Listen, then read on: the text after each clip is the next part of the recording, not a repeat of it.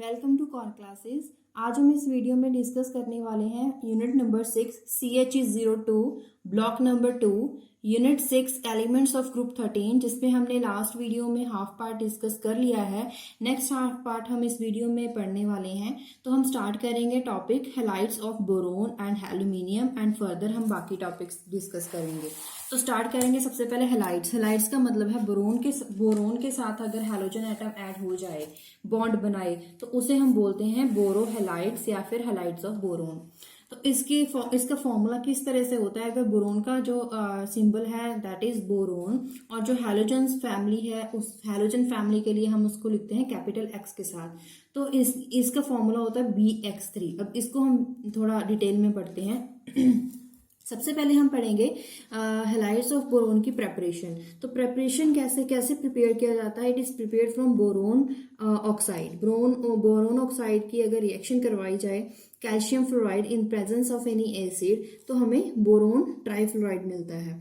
और इसे दूसरा मेथड भी हम डिस्कस कर लेते हैं, दैट इज बेंजीन डाइजोनियम टेट्राफ्लोरोबोरेट, जिसकी हेल्प से हम BF3 बना सकते हैं। तो अगर ज्योमेट्री की बात करें, ऐसे ही हम जैसे BF3 ऐसे ही हम BCl3 BI3 बना सकते हैं। और ज्योमेट्री की बात करें अगर, क्योंकि हमें पता है कि ग्राउंड स्टेट में बोरोन का जो एटॉमिक इसकी इलेक्ट्रॉनिक कॉन्फ़िगरेशन है that is 1s2 2s2 2p1।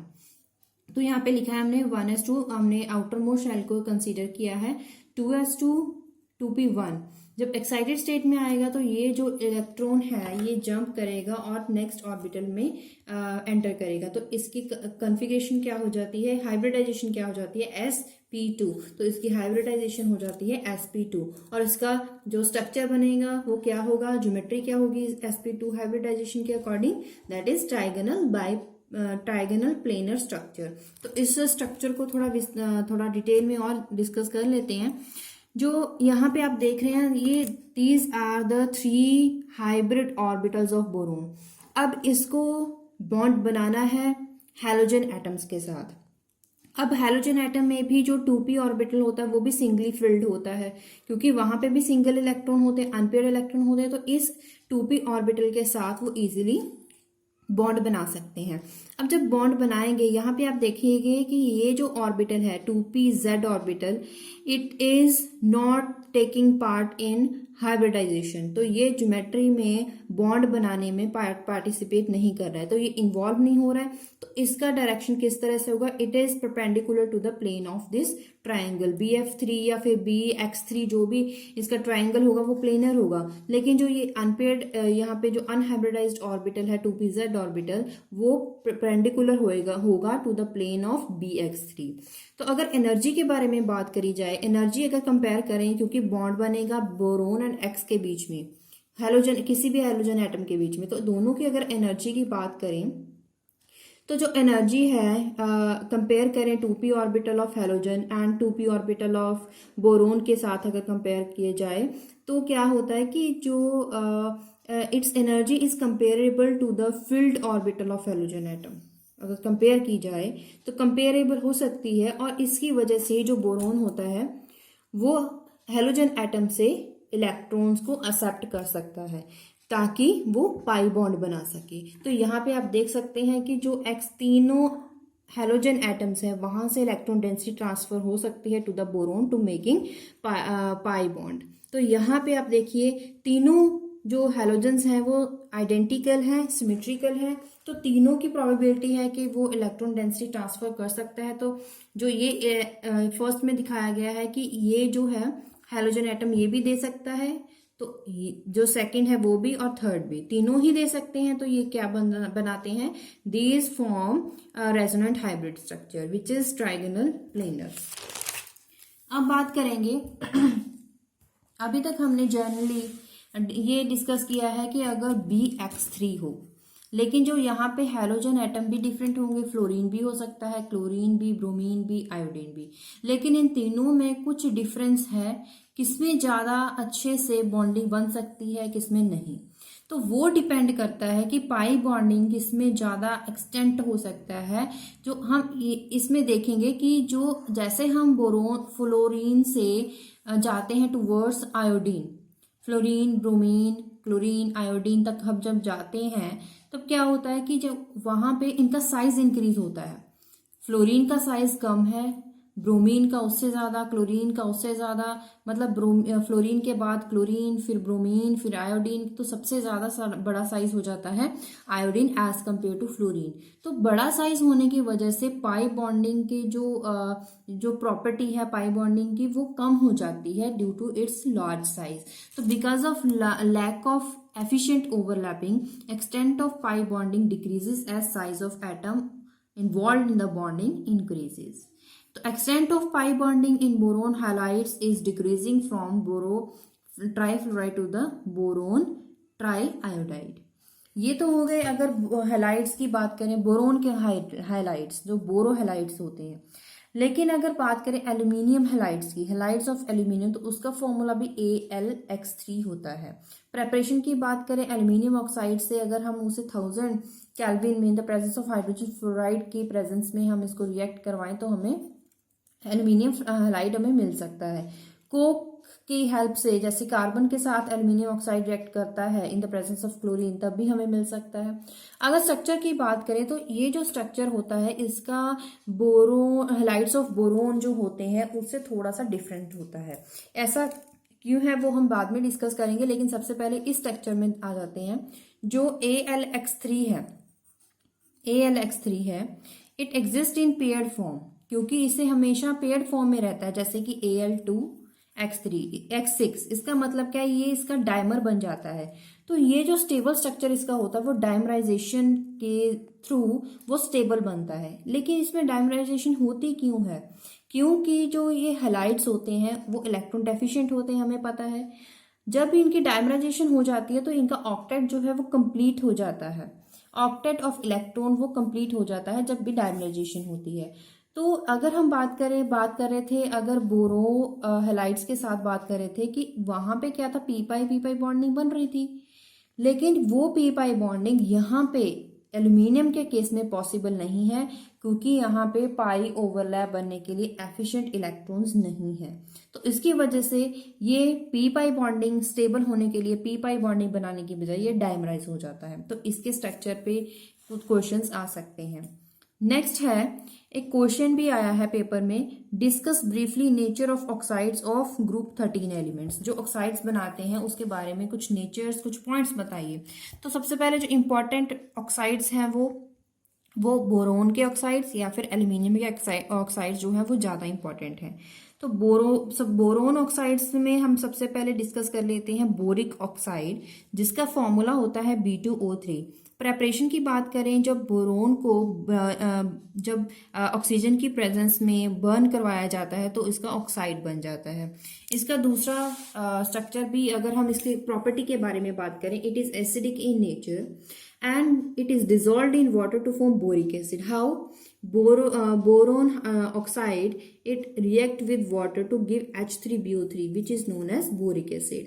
जब इसको जो ऑक्साइड्स हैं, जो कि बोरिक ऑक्साइड है, अगर इसको मेटल सॉल्ट्स के साथ रिएक्ट करवाया जाए तो ये मेटाबोरेट्स बनाते हैं, जिसका दूसरा नाम है बोरेट ग्लासेस, जिसका डिफरेंट कलर है। जैसे कि यहाँ पे ब्लू कलर दिखाया गया इस कॉम्प्लेक्स के लिए, डार्क ब्लू कलर है, मतलब ये कलर्ड ग्लासेस बनाते हैं। अगर हम बात करें एल्यूमिनियम ऑक्साइड की, इसकी भी सबसे पहले प्रेपरेशन की बात करेंगे।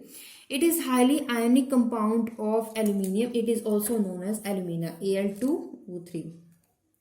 It occurs in nature not only as bauxite की फॉर्म में तो है ही, लेकिन इसकी कुछ और फॉर्म्स भी हैं जिसकी फॉर्म्स में ये मिलता है, वो है जेमस्टोन, जैसे कि Ruby, emerald, topaz etcetera.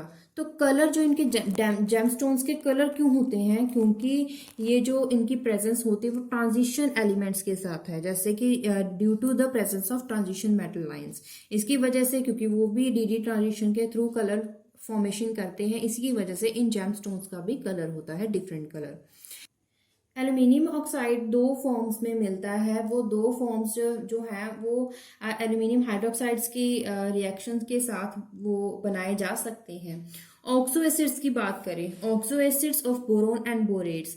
Oxo acids जो होते हैं, फॉर एग्जांपल फर्स्ट होगा ऑर्थोबोरिक एसिड, जिसको हम बोरिक एसिड भी बोलते हैं, जो कि अभी हमने पढ़ा है, जिसका फॉर्मूला है H3BO3। मेटाबोरिक एसिड भी है, जिसमें जो हाइड्रोजन है उसका नंबर 1 है और जो ऑक्सीजन है उसका नंबर 2 है, HBO2, which is known as metaboric acid. Preparation की बात करें, बोरेक्स की हेल्प से अगर उसे कंसंट्रेटेड एसिड्स की प्रेजेंस में अगर बनाया जाए तो वो बोरिक एसिड बन सकता है। अगर on heating boric acid at 370 kelvin then metaboric acid formed. Metaboric acid बन सकता है अगर 375 केल्विन पे उसको हीट किया जाए। लेकिन अगर उसी मेटाबोरिक एसिड को अगर फिर से हीट किया जाए एट 500 केल्विन तो वो उसके क्या बना सकता है, ऑक्साइड्स बना सकता है। स्ट्रक्चर की बात करें तो इसके जो स्ट्रक्चर होते हैं वो लेयर्स में होते हैं, मतलब कि इसका 2 डायमेंशन लेयर बनता है। प्लेनर BO3 यूनिट्स, बहुत सारी BO3 यूनिट्स आपस में लेयर्स बनाती हैं। उन्हीं लेयर्स की वजह से जो इसका नेचर है, अगर हम इसे टच करके देखें तो वो स्लिपरी और वैक्सी होता है, और इसी स्लिपरी और वैक्सी प्रॉपर्टी होने की वजह से इसको यूज किया जाता है एज अ लुब्रिकेंट। अब बोरेक्स की बात करें, इट इज समवॉट इम्पॉर्टेंट, तो इसको थोड़ा पढ़ लेते हैं। बोरेक्स जो है, salts of boric acids known as borates. Borax जो है इसका फॉर्मूला होता है Na2B4O7 in with 10 moles of water, तो हाइड्रेटेड बोरेक्स है। करनाइट है हैविंग फॉर्मूला Na2B4O7, लेकिन यहाँ पे मोल्स ऑफ वाटर डिफरेंट है। कोलेमेनाइट है which having formula Ca2 calcium 2 boron 6 oxygen 11 and 5 moles of water. अगर प्रेपरेशन की बात करें, प्रेपरेशन इसे कोलेमेनाइट, अगर इसमें से वाटर इसको हीट करेंगे तो वाटर यहाँ से इवेपोरेट हो जाएगा, उसको रिएक्ट करवाएंगे सोडियम कार्बोनेट की कार्बोनेट से हेल्प रिएक्शन करवाएंगे तो हमें बोरेक्स मिल जाएगा। अगर इसको रिएक्ट करवाया जाए सोडियम बोरोऑक्साइड के साथ इन the presence of carbon dioxide, तब भी हमें बोरेक्स मिल सकता है। प्रॉपर्टी की बात करें, it gets hydrolysed by water to give alkaline solution that is sodium hydroxide। अब इसको जब हीट करोगे तो हमें पता है कि वाटर मॉलिक्यूल्स इवेपोरेट हो जाएंगे तो वो एनहाइड्रस फॉर्म में बन जाता है, क्योंकि जब वाटर की प्रेजेंस नहीं होती तो उस फॉर्म को हम एनहाइड्रस बोलते हैं। तो it is then by strong heating, जब इसको स्ट्रॉन्ग हीट किया जाए in the presence of sodium ammonium chloride, तब हमें बोरोनाइट्राइड मिलता है और उसके साथ हमें ऑक्साइड्स मिलते हैं। अब बोराजिन की बात करें, बोराजिन भी इंपॉर्टेंट है, इसके बेसिस में लास्ट ईयर बहुत क्वेश्चंस आते रहे हैं। बोराजिन का फॉर्मूला होता है B3N3H6। इसका जो स्ट्रक्चर है ये इसलिए इंपॉर्टेंट है, इसका स्ट्रक्चर जो है बेंजीन की तरह है, इसलिए इस स्ट्रक्चर के बेसिस पे काफी बार क्वेश्चन आते हैं। Ammonia react with diborane at 475 kelvin, then हमें बोराजिन मिलता है। इसका दूसरा नाम है बोराजोल। बोराजिन जो है वो बेंजीन से ज्यादा रिएक्टिव है क्योंकि उसकी स्टेबिलिटी थोड़ी कम है। अगर हम उसकी बात करें, बॉन्ड लेंथ की बात करें, तो जो बॉन्ड डिस्टेंस है BN के बीच में, इट इज लेस। किससे लेस है? अगर हम बोरोन और नाइट्रोजन जो सिंगली बॉन्डेड है, बोरोन एंड नाइट्रोजन, अगर उनके इक्विवेलेंट रेडियाई का सम भी करें तब भी उससे भी लेस होता है। इसी वजह से, इसी बॉन्ड लेंथ की वजह से, और ये पता लगता है कि this indicates the presence of pi bonding involving the lone pair of electron on the nitrogen, जिसकी वजह से जो इसका नाइट्रोजन का लोन पेयर है वो यूज नहीं होता है और जो p ऑर्बिटल है वो भी एम्प्टी रह जाता है नाइट्रोजन के लिए। तो देखिए इसका जो स्ट्रक्चर है, नाइट्रोजन के ऊपर देखिए यहाँ पे 2 लोन पेयर है, बाकी 3 ये सिंगल बॉन्ड बना रहा है। बोरोन के केस में देखिए इसके 3 बॉन्ड बन रहे हैं। ऐसे ही अगर इसका स्ट्रक्चर बनाए, ये जो लोन पेयर है, ये लोन पेयर यहाँ पे ट्रांसफर हो जाए तो क्या हो जाएगा, नाइट्रोजन पे पॉजिटिव चार्ज, यहाँ पे डबल बॉन्ड आ जाएगा और बोरोन पे नेगेटिव चार्ज। सिमिलरली ये जो बॉन्ड है यहाँ पे ट्रांसफर हो सकता है, ये बॉन्ड यहाँ पे ट्रांसफर हो सकता है, लेकिन उसके साथ साथ एक और पॉसिबिलिटी है कि ये जो बॉन्ड है यहाँ ट्रांसफर होने की बजाय अगर राइट साइड ट्रांसफर हो जाए तो हमें ये स्ट्रक्चर मिलेगा। अगर ये बॉन्ड इस तरफ ट्रांसफर होने की बजाय लेफ्ट साइड हो जाए सारे बॉन्डेड तो हमें ये स्ट्रक्चर मिलेगा। तो यहाँ पे बेंजीन की तरह ही हमें ये जो स्ट्रक्चर मिलता है। तो बेंजीन से कंपेरेटिव क्वेश्चंस आ जाते हैं इसके स्ट्रक्चर के बेसिस पे। नेक्स्ट इज कॉम्प्लेक्सेशन बिहेवियर, ये कॉम्प्लेक्स बनाते हैं ये जो जितने भी एलिमेंट्स हैं। बट अगर बोरोन की बात करें, it is first member of this group number 13, तो ये फर्स्ट मेंबर है, यहाँ पे डी ऑर्बिटल की प्रेजेंस नहीं है, इसकी वजह से it is forming tetrahedrally coordinated with this compounds. अगर हायर मेंबर्स की बात करें, वहां डी ऑर्बिटल है, तो वो अपना कोऑर्डिनेशन नंबर इंक्रीज कर सकते हैं, एनहांस कर सकते हैं up to 6 with chelating ligands like beta diketones or pyracatechol dicarboxylic acids from anionic and neutral complex in which coordination number of metal is 6। तो ये chelating ligands के साथ भी complex structure बना सकते हैं, मतलब कि इन ग्रुप्स का बोरोन को छोड़ के बाकी सारे जो हैं वो अपना coordination number enhance कर सकते हैं। लास्ट में है anomalous behaviour of boron. Boron का एनोमलस बिहेवियर क्यों हम पढ़ते हैं, क्योंकि बाकी एलिमेंट्स के साथ अगर कंपेयर करें तो उसका साइज भी कम है, साइज कम होने की वजह से इसकी इलेक्ट्रोनेगेटिविटी भी ज्यादा है, जिसकी वजह से इसकी बाकी प्रॉपर्टीज पे भी अफेक्ट पड़ता है as compare to other elements. तो वो इफेक्ट क्या है वो हम पढ़ेंगे एनोमलस बिहेवियर में। अगर सिलिकॉन और बोरोन की बात करें, दोनों ही नॉन मेटल्स हैं, बट बाकी जो एलिमेंट्स हैं वो सारे मेटेलिक नेचर में हैं। हाइड्रोक्साइड्स की बात करें, वो एसिडिक है इन नेचर, बट जो एल्यूमिनियम गैलियम जो सभी हैं वो एम्फोटेरिक हैं, लेकिन लास्ट वाले जो दो एलिमेंट्स हैं उनके हाइड्रोक्साइड बेसिक नेचर में है। तो ये सारा डिफरेंस है इनमें। हाइड्राइड्स की बात करें, बोरोन के हाइड्राइड्स जो होते हैं वो वॉलेटाइल हैं और इजीली इनफ्लेमेबल हैं विद एंड जो बाकी हैं these are hydrolysed by water easily.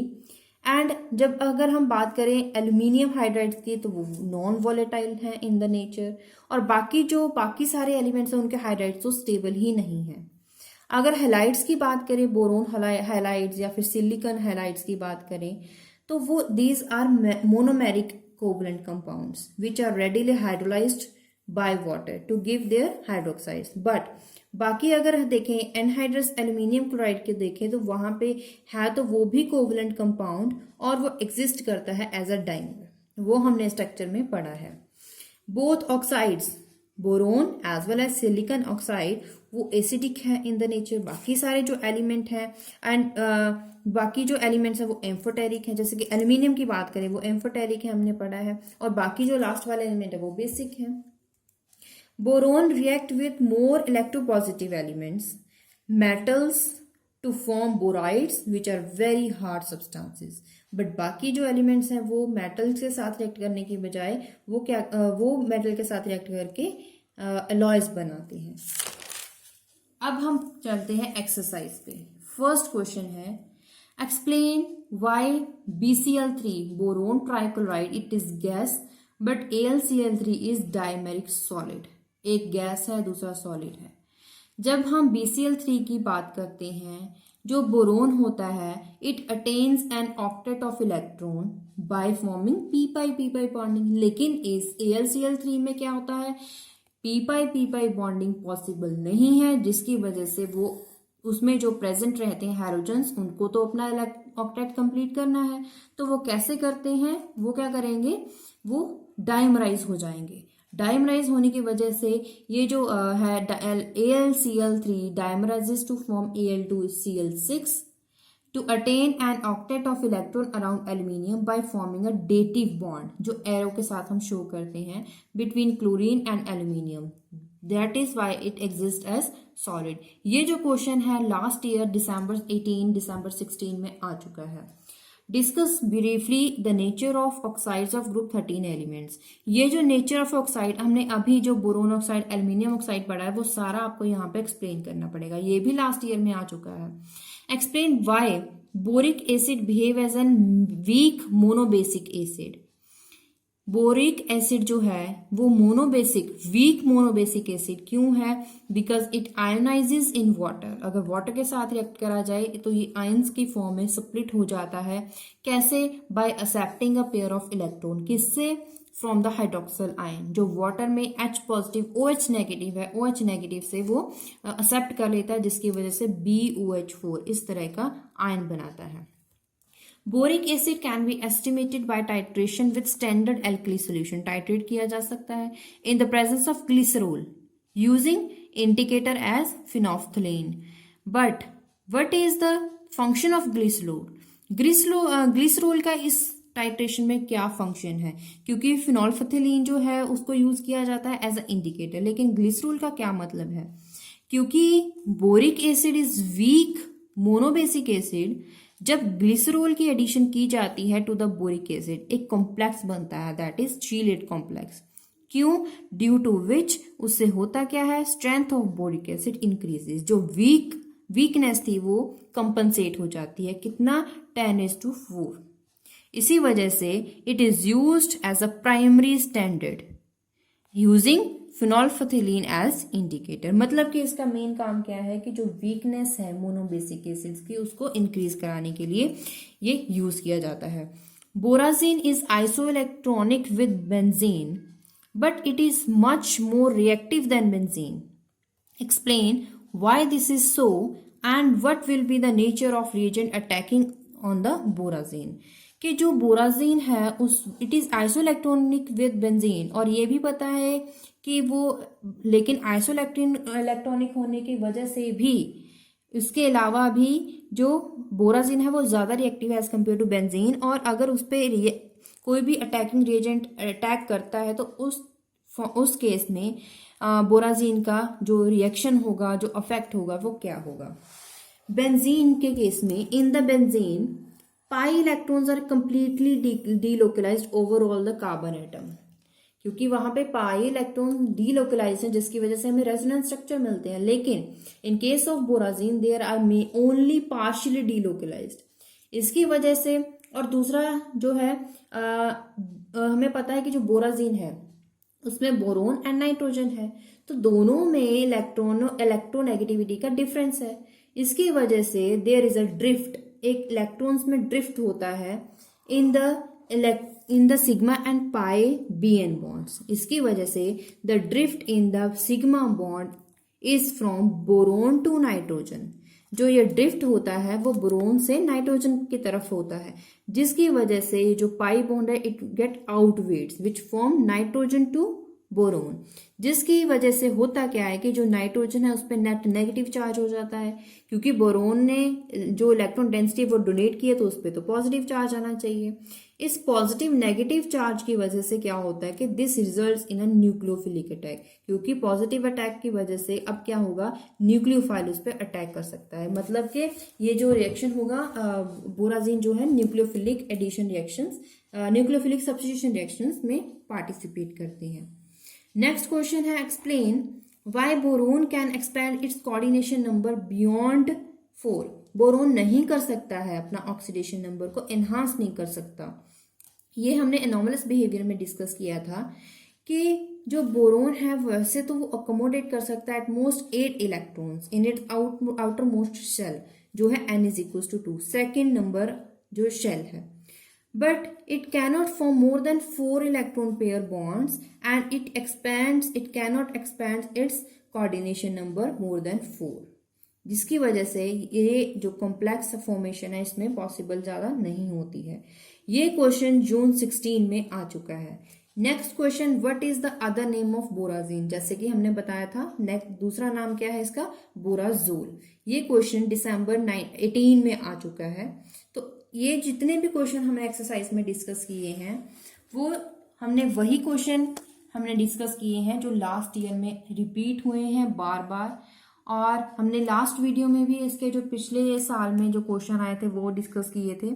हमने इसके बेसिस पे, इस चैप्टर के बेसिस पे और बाकी जितने भी इस प्रोग्राम के वो चैप्टर हैं उसके बेसिस पे हमने एक अलग से वीडियो बनाई है जिसमें हमने लास्ट 5 ईयर के question and most important topic या फिर मोस्ट इंपॉर्टेंट क्वेश्चन जो हैं वो हमने आपको बताए हैं। वहां पे आप विजिट कर सकते हैं और उस वीडियो को देख सकते हैं। और अगर इसके अलावा इसमें अगर वीडियो में आपको कोई भी डाउट है तो आप क्वेश्चन पूछ सकते हैं इन द कमेंट बॉक्स। इसके साथ हमने यूनिट 6 ग्रुप 13 एलिमेंट्स हमने कंप्लीट कर लिया है। अब जल्द ही नेक्स्ट वीडियो अपलोड करेंगे जिसमें हम नेक्स्ट यूनिट नंबर 7 हम स्टडी करेंगे। So stay tuned with channel. Thank you.